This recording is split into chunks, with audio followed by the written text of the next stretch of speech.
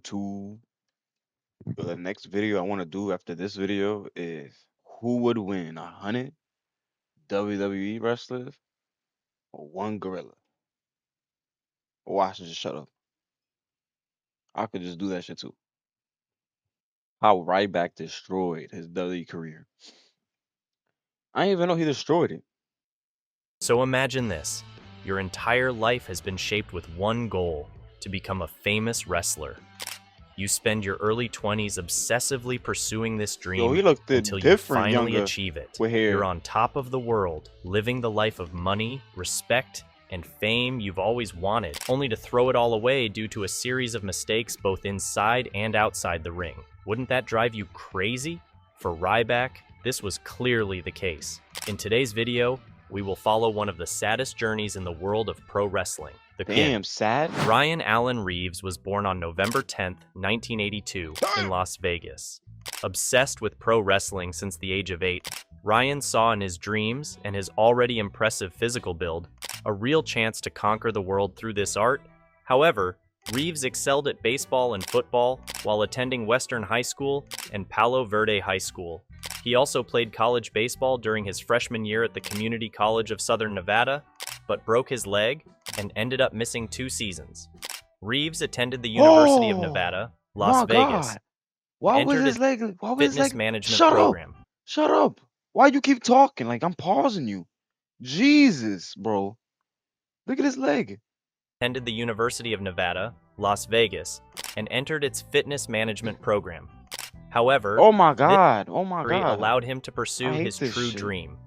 I hate this shit, like, bro. While attending Western High School and Palo Verde High School, he also played college baseball during his freshman year at the Community College of Southern Nevada, but broke his leg and ended up. Why I can't pause it? Why is it lagging? Damn. His freshman year at the Community College of Southern Nevada, but broke his leg. That's not even him this whole time. Oh my god, bro. Play this damn video. And ended up missing 2 seasons. Reeves attended the University of Nevada, Las Vegas, and entered its fitness management program. However, this injury allowed him to pursue his true dream. Early years in wrestling. Reeves dedicated the following 2 years to preparing for a career in professional wrestling. Simultaneously, he attended the University of Nevada, Las Vegas, where he studied fitness management, while also working part-time at the Monte Carlo Hotel and Casino. Determined to make his mark, Reeves sent a 1-minute video of himself to audition for $1 Million Tough Enough, and was among the 50 contestants. During the initial week of training, Reeves battled bronchitis and sustained a rib injury. Despite these setbacks, he advanced to become one of the 8 finalists featured on SmackDown, and was the last to be eliminated. Although he didn't win the competition, his performance impressed WWE officials enough to offer him a developmental contract. Reeves spent some time recuperating in Las Vegas before moving to Atlanta, Georgia, in March 2005 to continue his wrestling journey. Ryan spent 2005 and 2006 in Ohio Valley Wrestling, but faced a 30-day suspension for failing a drug test under WWE's wellness program. Upon his return, Reeves had a rather lackluster year within the organization, but that was all set to change in 2008 when he returned to OVW as Ryback, adopting a new Terminator-inspired gimmick. In his comeback match, he claimed the OVW Heavyweight Championship on October 15, 2008, triumphing over Anthony Bravado. What the hell? Following a double countout against Bravado on October 22nd, which saw him retain the title, he eventually surrendered it to Bravado on October 29th. Shortly after relinquishing the title, Reeves secured a new developmental contract with World Wrestling Entertainment, WWE. His departure from OVW was sealed when Ryback lost a loser leaves OVW match to Bravado on December 17th. He began his WWE journey in their developmental program, FCW, but it lasted only 2 years, ending in 2010. In that same year, Sheffield was named among 8 FCW wrestlers, labeled as rookies, for WWE's new NXT show's inaugural season. Initially paired with Montel Vontavious Porter as his mentor, Pro, he later switched to William Regal. Sheffield debuted in the NXT ring on March 2nd, teaming with Regal in a loss to Matt Hardy and Justin Gabriel. He secured his first NXT victory on April 27th against Daniel Bryan. Despite a win over Darren Young earlier, Sheffield was eliminated by the pros on May 11th in the first NXT elimination poll, along with Bryan and Michael Tarver. He vowed to return. On June 7th, during Raw, Sheffield and other NXT rookies interfered in the main event between John Cena and Wade Barrett, attacking both and the announcers before dismantling the ring area. I remember that. On June 14th, they attacked General Manager Bret Hart after he denied them contracts. The next week, Vince McMahon fired Hart and introduced a new GM who signed all 7 NXT rookies from Season 1, naming them The Nexus. On July 12th, The Nexus, excluding Darren Young, debuted in a match on Raw, defeating John Cena in a 6-on-1 handicap match. Their feud continued at SummerSlam, where Team WWE faced The Nexus in a 7-on-7 elimination tag team match. Sheffield eliminated John Morrison and R-Truth before being eliminated himself, leading to The Nexus's loss. During a live event on August 18th in Honolulu, Hawaii, Reeves broke his ankle in a tag team match with David Otunga against the Hart Dynasty. Following multiple surgeries for his broken ankle, Reeves returned to action at a Raw house show on December 3rd, 2011. Prime years. To his return came with a new face.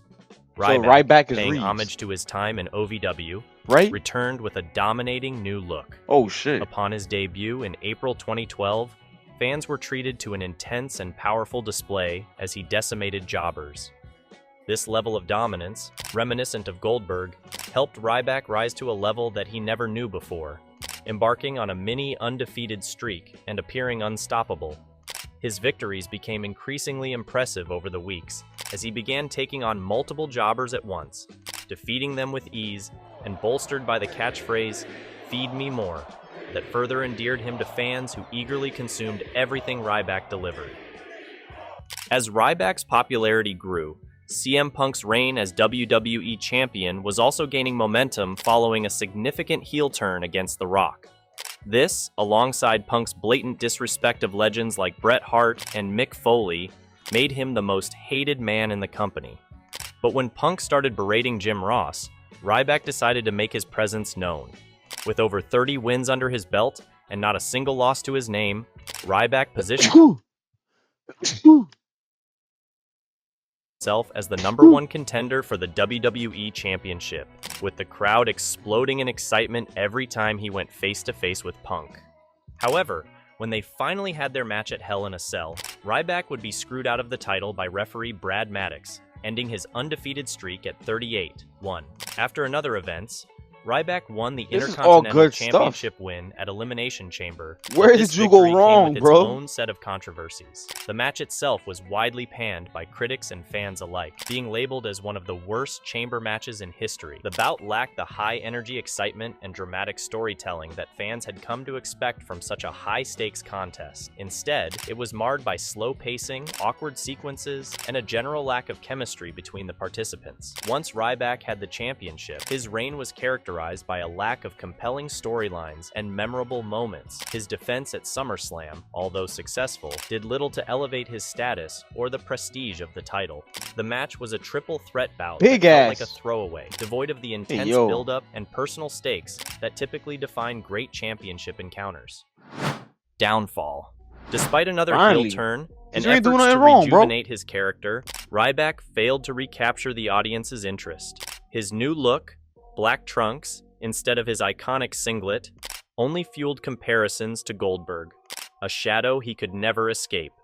Frustration mounted as Ryback found himself adrift in the mid-card, with no clear direction or compelling storylines to propel him forward. His once promising career had stagnated, and the disconnect between him and the WWE Universe grew ever wider.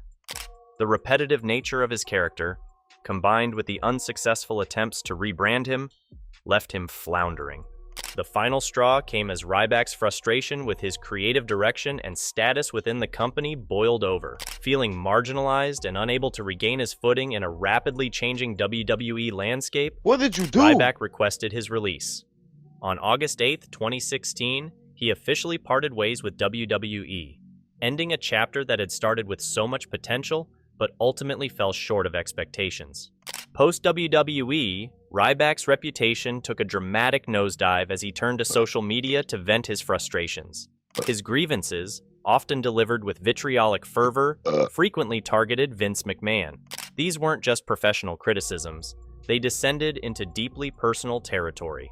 One particularly controversial Vince McMahon most likely, like most promoters, has an insatiable urge to have control.